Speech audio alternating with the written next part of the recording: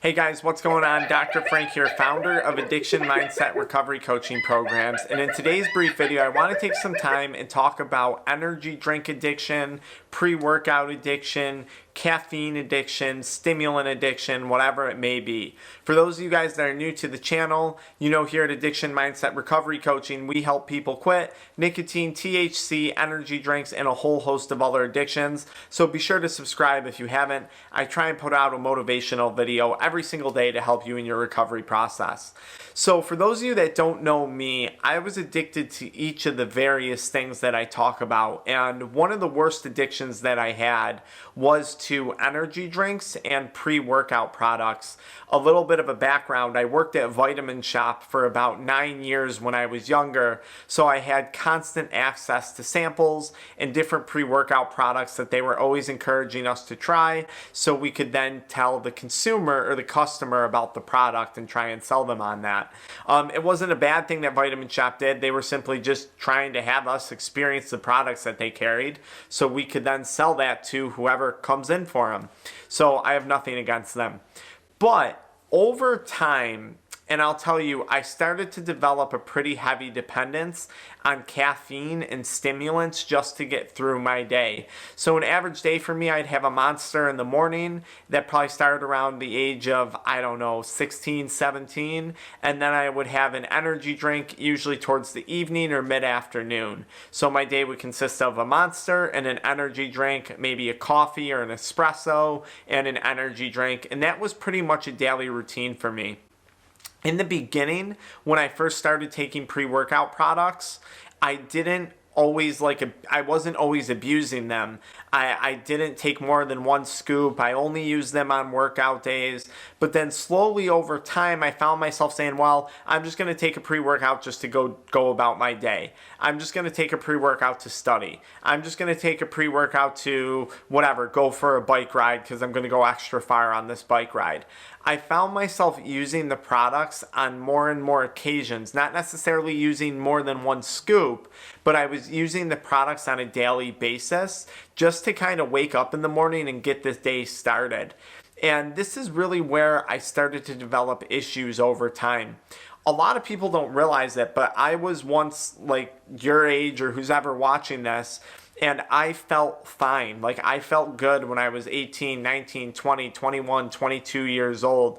I mean, sure, my mental health was totally in the gutter, but otherwise, physically, I felt fine. And a big thing that you guys don't realize when it comes to pre-workout that people don't realize is the damage happens slowly. It's like smoking cigarettes or like vaping. You could smoke cigarettes for 3, 4, 5 years. You could vape for 3, 4, 5 years and probably feel fine. But the damage is slowly occurring inside your body. And then one day you wake up, even if you've quit, now a few years later and you're told, boom, you have cancer. Boom, you have a nodule on your lung. Boom, with pre-workout, now you have neuropathy. Now you have Crohn's disease. Now you have an ulcer in your stomach.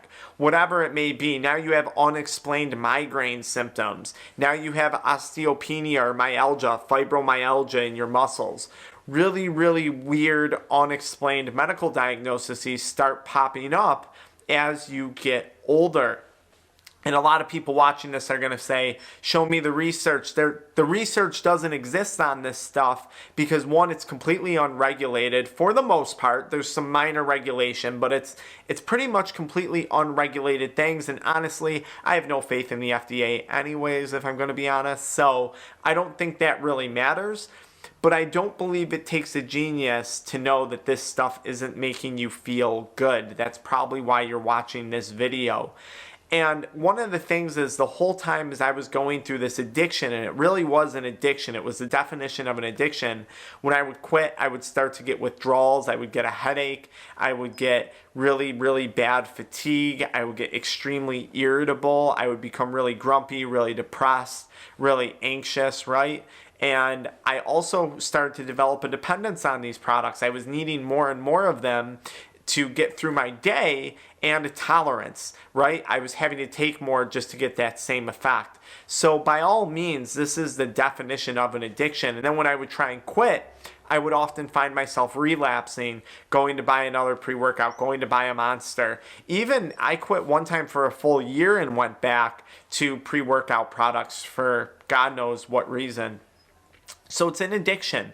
And for my story, everyone was busy telling me all the time, oh, you should be worried about your heart, which you should. These things definitely are not good for your heart. But my heart was fine. Like, I saw a cardiologist. Everything was good.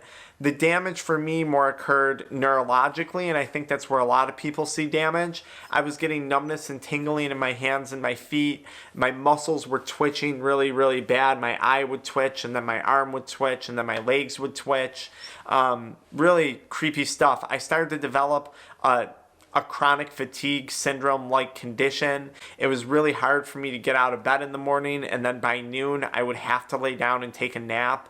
My skin just looked death pale. And this was after, of course, years of kind of using these products on a regular basis. And this was at the peak of my addiction when I was really using a lot of them because I was saying, oh, I'll just power through it. I know if I have a Monster, I'll feel better. I know if I have a pre-workout, I'll have energy again.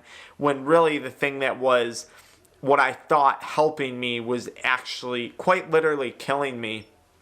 And it landed me in a neurologist office here in Buffalo, New York, and they were testing me for MS. At one point, they even mentioned ALS, which was like terrifying to hear something like that because that's essentially a death sentence eventually.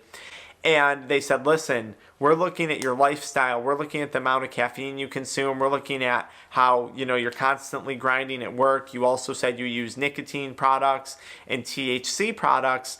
And we think you're essentially just frying out your nervous system, especially that combination of nicotine and these heavy, high caffeine stimulant-based products.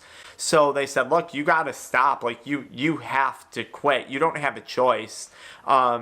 And that was it. Like, eventually after that, not right away, but shortly after that, I started to accept the fact that I had to quit using these products, that they were now causing me more harm than good.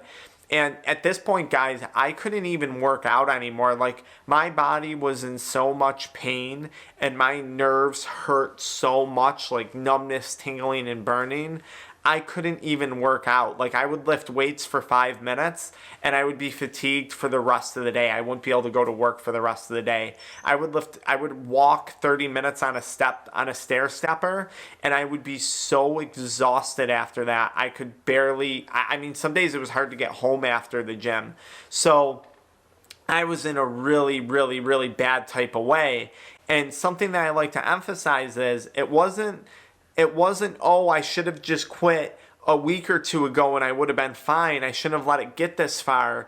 It was too late. Like, the damage had been accumulating over the years, and now here I was at a point where I had to deal with this maximal amount of damage that occurred in my body. And I'll tell you, it was super hard to quit. The withdrawals sucked. I'm going to make a separate video on a timeline for withdrawal from energy drinks and pre-workout products. And the cravings were hard. I had to change so much in my life. I was constantly around this stuff. All my friends who were into fitness, all the influencers I followed, I had to unfollow all of them. I had to detach from a lot of my fitness friends who, to be honest, really, they were into fitness, but they had nothing to do with health. Like, they did not care about their health at all. Most of them were also like really addicted to nicotine. A lot of them had eating disorders. A lot of them were abusing pre-workouts and a lot of other substances as well too. Amphetamines, painkillers, oral steroids, like for pain, oral steroids for pain. It was really a screwed up environment to be part of, and I had to detach from that. And the same way that someone who's addicted to drugs, and this is a drug addiction in my opinion, has to detach from their environment and their community and the people that they're hanging out with, because chances are they're probably not a good influence on you and your sobriety. So I'll make some more videos on those topics, but that's just a little bit about my story and why I'm trying to warn you guys about pre-workouts. I have since come a really long way, but I'm not anywhere near 100%. Here I am, probably now 2, 3 years, 2.5, 3 years later off of pre-workout products, and I still can't get like a great, I can work out, but then I can't lift weights again for 4 or 5 days just because of the pain that I feel in my joints and tendons. It's really it's sad, and I've come a long way though. Like if you guys saw where I was to where I am today, it's been an unbelievable recovery process. And I'll make videos about the recovery to pre-workout addiction and kind of how I got better.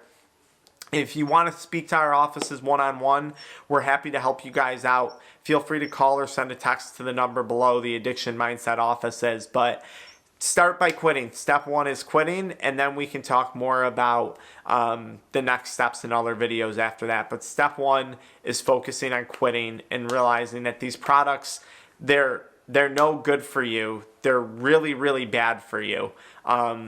And I learned that the hard way. I hope you guys don't. Follow me into the next video where I talk about my body's meltdown on pre-workout products.